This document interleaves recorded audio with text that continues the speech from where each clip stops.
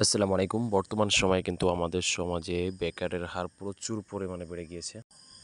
তারা আসলে ভেবে পায় না আসলে কোনটা রেখে কোনটা করবে। আর সর্বপ্রথম হচ্ছে ব্যবসা করতে কিছুটা মূলধন লাগে। তো এই মূলধনটা হয়তোবা নিজের কাছে থাকে না অথবা পরিবার থেকে তাকে কেউ দিতে চায় না। তার কারণ হচ্ছে তুমি কিছু বোঝো না, তোমাকে যদি টাকা দেই তাহলে তুমি যদি নষ্ট করে দাও। একটা কথা মাথায় রাখতে হবে ভাই, ব্যবসাতে রিস্ক থাকে। No risk no gain. তবে আপনাকে মানে রিস্কটা এভাবে নিতে হবে যে বুঝে শুনে তারপর নিতে হবে, যেখানে আপনার 90% থাকবে সফলতার দিকে আর 10% থাকবে হচ্ছে ব্যর্থতার দিকে। তো এভাবে বুঝে শুনে যদি আপনি ব্যবসাটা করতে পারেন তাহলে আপনি দিন শেষে সফল হবেন। কিন্তু আপনি বুঝলেন না, হুটহাট করে যদি একটা শুরু করে দেন তাহলে কিন্তু আপনার হবে না।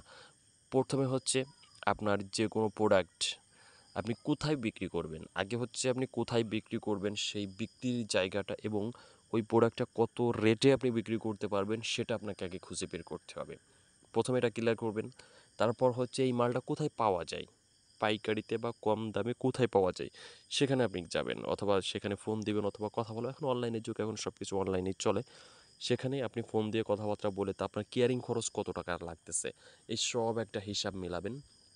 হিসাব মেলানোর পরে যদি দেখেন আপনার সামান্য পরিমাণও, প্রথমে শুরুর দিকে যদি সামান্য পরিমাণও আপনার যদি প্রফিট থাকে, তারপরেও কিন্তু আপনি ব্যবসাটা শুরু করে দিতে পারেন।